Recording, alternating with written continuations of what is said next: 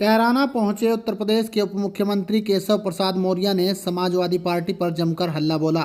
केशव प्रसाद मौर्य ने कहा कि पाकिस्तान जिस प्रकार आतंकवादियों को पैदा करने की फैक्ट्री है, वहीं हिंदुस्तान में समाजवादी पार्टी गुंडों व अपराधियों को पैदा करने की फैक्ट्री है।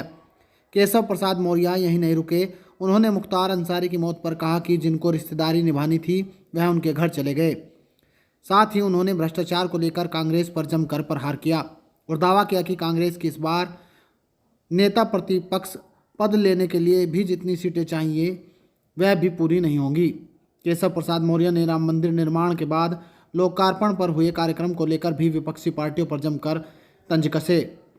दरअसल आपको बता दें कि उत्तर प्रदेश के मुख्यमंत्री केशव प्रसाद मौर्य कैराना में भाजपा प्रत्याशी प्रदीप चौधरी के समर्थन में कस्बा झिंझाना में आयोजित एक रैली को संबोधित करने के लिए आए थे। रैली को संबोधित करते हुए केशव प्रसाद मौर्य ने सपा, बसपा, कांग्रेस तीनों पार्टियों पर जमकर प्रहार किया। केशव प्रसाद मौर्य ने समाजवादी पार्टी को पाकिस्तान तक की बात का उदाहरण देकर जोड़ दिया। उन्होंने कहा कि जिस प्रकार पाकिस्तान आतंकवादियों को पैदा करने की फैक्ट्री है, उसी प्रकार समाजवादी पार्टी गुंडे व अपराधियों को पैदा करती है। केशव प्रसाद मौर्य यहीं नहीं रुके। उन्होंने कहा कि जिस गाड़ी पर सपा का झंडा होता है, समझो उसमें बैठा गुंडा होता है। केशव प्रसाद मौर्य ने कहा कि देश में बड़े संघर्ष के बाद बने भव्य राम मंदिर के लोकार्पण के कार्यक्रम में विपक्ष नेताओं ने जिस प्रकार से आने का निमंत्रण स्वीकार नहीं किया, उसी प्रकार से देश की जनता इस चुनाव में उनका बहिष्कार करने का काम करेगी। केशव प्रसाद मौर्य ने कहा कि कांग्रेस भ्रष्टाचार की जननी है।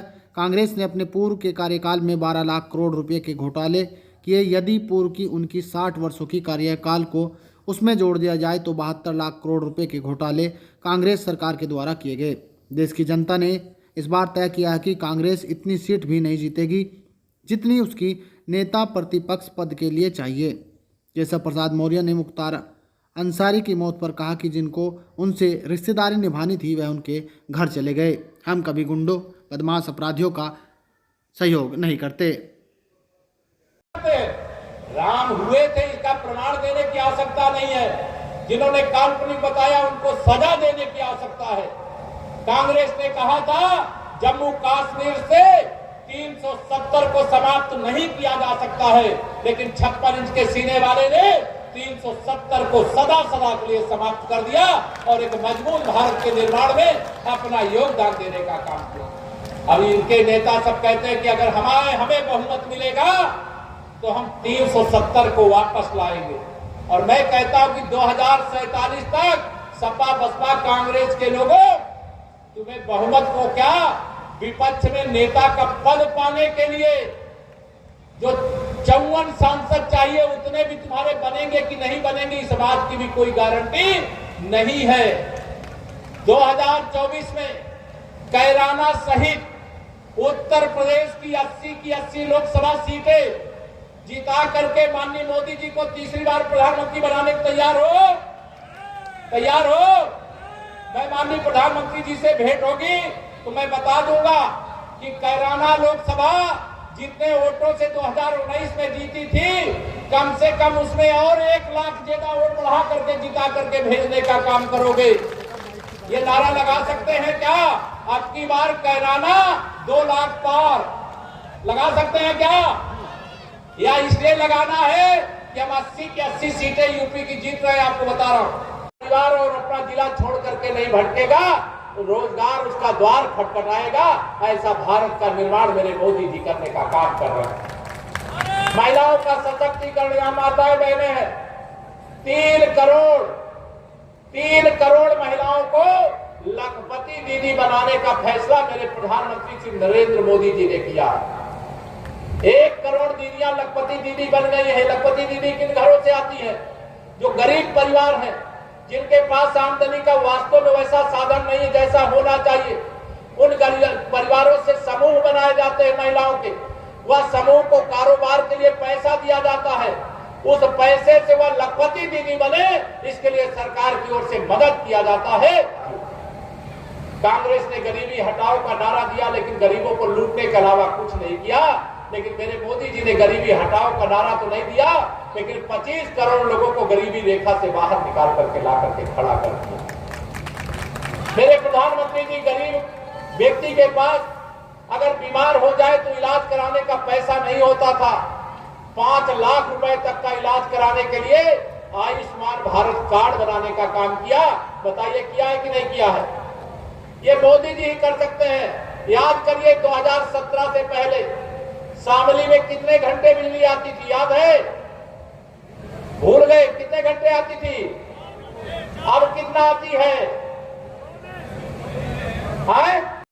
2024 का यह लोकसभा चुनाव देश को 5 साल नहीं 100 साल आगे ले जाएगा। 2024 का लोकसभा चुनाव 5वीं अर्थव्यवस्था से तीसरी अर्थव्यवस्था बनाएगा। अब अर्थव्यवस्था में बहुत सारे हमारे लोग नहीं समझते होंगे। दुनिया में जो सबसे ज्यादा पैसा वाले हैं वो पहले नंबर का देश अमेरिका है, दूसरा चीन है। लेकिन चीन के बाद हमारे मोदी जी ने कहा है तीसरे कार्यकाल में हम तीसरी अर्थव्यवस्था यानी तीसरा पैसे वाला देश बनाने का काम करेंगे। अभी अमेरिका विकसित है, जापान विकसित है, फ्रांस विकसित है, तमाम विकसित देश है, लेकिन हमारा देश विकासशील अर्थात गरीब देश है। मेरे मोदी जी ने गारंटी दी है, गारंटी वाली गाड़ी आई थी कि नहीं? आपके यहां आई थी? मेरे मोदी जी ने गारंटी दी है 2047 तक विकसित भारत बनाएंगे। अब यहां भी एक कागज में लिखा हुआ, कई लोगों को सब जो पढ़े लिखे वो सब समझते होंगे, लेकिन मेरे बहुत सारे ऐसे परिवार हैं, किसान हैं, मेरे साथी हैं, जो बहुत सारे लोग नहीं विकसित भारत का अर्थ समझते होंगे। विकसित भारत का मतलब है गरीब आदमी अमीर आदमी बनेगा जी। जो अमीर है वो और अमीर बनेगा, जो बहुत अमीर है पूरे दुनिया में भारत का तिरंगा फहराने का काम करेगा। यह भारत विकसित भारत होगा। उसकी मेरे प्रधानमंत्री जी कहते हैं सबका साथ सबका विकास, और इनके क्या कहना है? सपा वालों का क्या कहना है? कुछ का साथ गुंडों का विकास, कुछ का साथ अपराधियों का विकास, कुछ का साथ दंगाइयों का विकास, कुछ का साथ माफियाओं का विकास। यह सपा को सफा करने का काम आपको करना है। 2024 में समाजवादी पार्टी को समाजवादी पार्टी बनाने का काम करना है। तैयार हो? 2019 में तो हमारे साथ राष्ट्रीय लोकदल नहीं था, आज तो राष्ट्रीय लोकदल भी है। सपा की गाड़ी 2019 में तो राष्ट्रीय लोकदल के सहारे पश्चिम के जिलों में चल गई थी, कुछ जिलों में चल गई थी, लेकिन आज सपा को कोई पूछने वाला नहीं है। समाजवादी पार्टी घोर अंतर्कलह का शिकार है। यह एक परिवार की पार्टी बनकर के रह गई है। जब इन्होंने देखा कि सारा पिछड़ा वर्ग मोदी जी के साथ हो गया है, अगर एक गरीब माँ बाप का बेटा, एक चाय बेचने का वाले का बेटा, एक अति पिछड़े वर्ग में पैदा होने वाले का बेटा अगर देश का प्रधानमंत्री बन गया तो तुमको इतना दर्द हो रहा है? जिसने देश को सुधार दिया, इतना सुधारा मेरे मित्रों। हमारे यूपी की आबादी 25 करोड़ है और मोदी जी के 10 साल के शासन में 25 करोड़ लोग गरीबी रेखा के बाहर निकाल दिए गए। अब वो अमीरी के द्वार पर उनका दस्तखत हो गया है। ये मेरे मोदी जी ने किया है।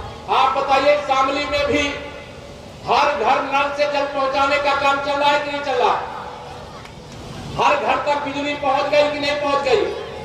जो हमारे किसान अन्नदाता हैं उनको किसान सम्मान निधि 2-2 हजार की 3 किस्त मिल रही है कि नहीं मिल रही है? अनेक ऐसे काम है। 80 करोड़ लोगों को देश में प्रधानमंत्री गरीब कल्याण अन्न योजना का राशन फ्री में मिल रहा है कि नहीं मिल रहा है? दोनों हाथ में बताओ, मिल रहा है कि नहीं मिल रहा है?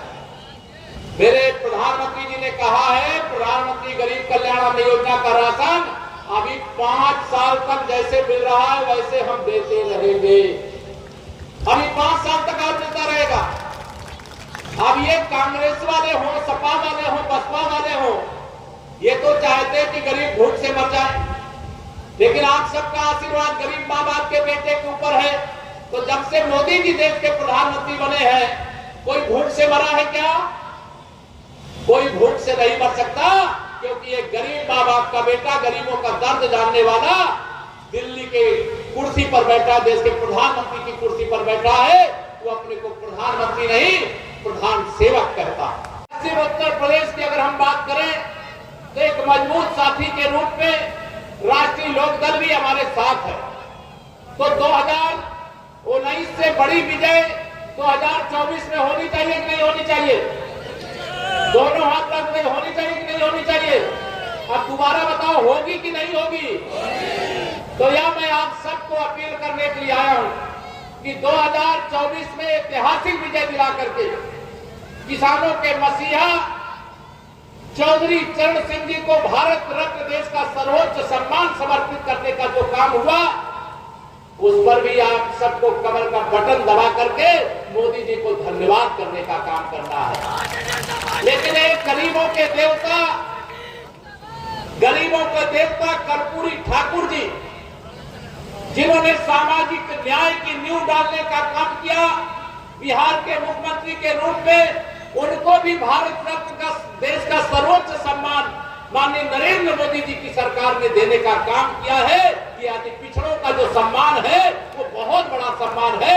उसके लिए भी माननीय प्रधानमंत्री मोदी जी का धन्यवाद करना है और कमल का फूल खिला करके करना है। समाजवादी पार्टी लड़ रही है।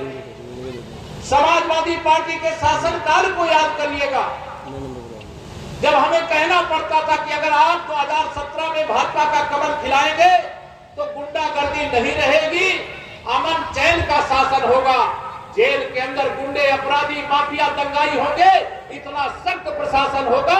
तो हमने करके दिखाया कि नहीं दिखाया? बताओ, दोनों हाथ में बताइए। गुंडे, अपराधी इस समय डर रहे हैं कि आम आदमी डर रहा है? अपराधियों में डर होना चाहिए या डर भारतीय जनता पार्टी का अगर आपने कमल नहीं खिलाया होता, ये सुशासन, ये सुरक्षा, ये विकास कागज में तो देखने को मिलता, धरातल पे देखने को नहीं मिलता। और उनकी नाराजगी का कारण यह है कि 2017 में अगर केशव प्रसाद मौर्य भारतीय जनता पार्टी के अध्यक्ष के रूप में नहीं आता तो उनकी सल्तनत कायम रहती। लेकिन 2017 में भारतीय जनता पार्टी ने मुझे उत्तर प्रदेश का अध्यक्ष का दायित्व दिया। इनके खिलाफ हम सब लोग जो मंच पर है, कई लोग हमारे नए साथी हैं, पुराने साथी सब मिल करके लड़े और उत्तर प्रदेश की विधानसभा में 325 विधायक जिता करके आप सबने उत्तर प्रदेश में भी कमल खिला करके डबल इंजन की सरकार बना दिया। इसके लिए मैं आपको अभिनंदन देना चाहता हूं। इसलिए सपा वाले चूंकि सत्ता में थे, गुंडागर्दी कर रहे थे, अपराध कर रहे थे, दंगे करवा रहे थे, जमीनों पर कब्जा कर रहे थे, मकानों दुकानों पर कब्जा कर रहे थे। कोई पीड़ित व्यक्ति अगर थाने में शिकायत लेकर के चला जाए तो पीड़ित के खिलाफ कार्रवाई होती थी, पीड़ित करने वाले के खिलाफ कार्रवाई नहीं होती थी। आज मैं यह कहने के लिए विवश हूं, अगर आप मेरी बात से सहमत हो, 2017 से पहले इस उत्तर प्रदेश का नारा था, उत्तर प्रदेश में सपा का नारा था, सपा का नारा खाली प्लाट, खाली मकान हमारा रहता था कि नहीं रहता था? बताओ।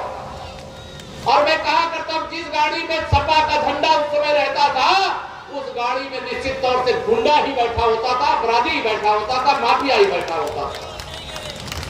इसलिए मैं आरोप लगाया करता हूं इस पार्टी के ऊपर, अगर पाकिस्तान आतंकवादियों को पैदा करने की फैक्ट्री है तो गुंडे, अपराधी, माफिया और दंगाई पैदा करने की फैक्ट्री ये समाजवादी पार्टी है। और इस पार्टी के साथ जो कांग्रेस है, ये भ्रष्टाचार के दलदल में इस देश को डुबोने का काम किया। इसलिए कांग्रेस पार्टी को मैं भ्रष्टाचार के अम्मा की अम्मा कहता हूं। आप सब लोगों से निवेदन है, भ्रष्टाचार मुक्त भारत होना चाहिए कि नहीं होना चाहिए? दोनों हाथ में बताइए, होना चाहिए कि नहीं होना चाहिए? माननीय नरेंद्र मोदी जी ने देशवासियों से अपील करते हुए क्या कहा है? भ्रष्टाचार अभी जो आपने देखा है ना 10 वर्षों में, अभी ये झांकी है, पूरी पिक्चर तो बाकी है मेरे मित्रों, पूरी पिक्चर बाकी है। इन अपराधियों को, इन माफियाओं को, इन गुंडों को, इन भ्रष्टाचारियों को उल्टा लटका करके सीधा करने का काम तो शुरू हो गया है, लेकिन अभी जो सुधारने के लिए अभी बाकी है, देश को लूटा है भाई। 10 साल मनमोहन सिंह जी की अगुवाई में केंद्र में सरकार थी, श्री राहुल गांधी जी सुपर पीएम थे, ये सपा बसपा वाले बैसाखी लगा करके खड़े थे। और सपा बसपा वाले जो बैसाखी लगा के खड़े थे, अगर 12 लाख करोड़ का घोटाला हुआ तो केवल कांग्रेस नहीं, सपा बसपा भी उसकी अपराधी है कि नहीं? बताओ। ये तीनों दल मिलकर के अगर 12 साल में 10 साल में 12 लाख करोड़ का घोटाला किए तो आप कल्पना करो, 60 साल कांग्रेसियों ने देश में शासन किया था सपा बसपा जैसे दलों के साथ मिलकर के, तो यह 72 लाख करोड़ का घोटाला करने वाले, देश को लूटने वाले लोग हैं। अब मेरे मोदी जी कहते हैं न खाऊंगा और न खाने, और जिसने खाया है पाई पाई वसूल करके गरीब की भलाई में, देश की भलाई में, किसान की भलाई में, नौजवान की भलाई में और हमारी माताओं बहनों की भलाई में लगा देने का काम करूंगा। अब ये सारे विरोधी बड़े बौखलाए हुए कि जब दूसरी बार सरकार आई तो अभी तो केवल भ्रष्टाचार के आरोप में एक झारखंड का मुख्यमंत्री जेल गया है, दूसरा दिल्ली का मुख्यमंत्री जेल में है, तिहाड़ जेल में है, इस्तीफा ही नहीं दे रहा। तो ये सारे भ्रष्टाचारी सोच रहे हैं कि 4 जून 4 बजे 400 पार होने के बाद जो बेल पर हैं वो भी शायद जेल में होंगे। सहित हम उत्तर प्रदेश की 80 लोकसभा में से 80 लोकसभा भाजपा अपने गठबंधन के साथियों के साथ जीत रही है। सपा बसपा कांग्रेस का यूपी में खाता नहीं खुलेगा। सपा बसपा मुक्त उत्तर प्रदेश, कांग्रेस मुक्त भारत देश होने जा रहा है। भ्रष्टाचार करने वाले, अपराध करने वाले, माफियागिरी करने वाले, दंगा करने वाले, भारतीय जनता पार्टी इनके खिलाफ कार्रवाई कर रही है और हमारी सरकार आगे भी कार्रवाई करेगी। इनके अलावा जो भी हैं, सबका साथ सबका विकास, इसलिए सबका वोट और सबका आशीर्वाद हम मांगते हैं। सपा प्रत्याशी का भाई जो सपा एमएलए है वो वोटरों को धमका रहा है, कह रहा है कि बीजेपी वालों को देखने। चुनाव आयोग ऐसे धमकी देने वालों से निपट लेगा। अच्छा, मुख्तार अंसारी के ऊपर आपका एक बयान आया था कि दिए जले हैं, उसके बारे में नहीं, उसमें अब क्या कहना है। जिसको मर रहा था वो मर गया और जिनको रिश्तेदारी निभाना तो रिश्तेदारी निभा लिए। हम लोग अपराधियों के खिलाफ हैं, माफियाओं के खिलाफ हैं। वो तब भी थे, अब भी हैं, आगे भी रहेंगे। धन्यवाद।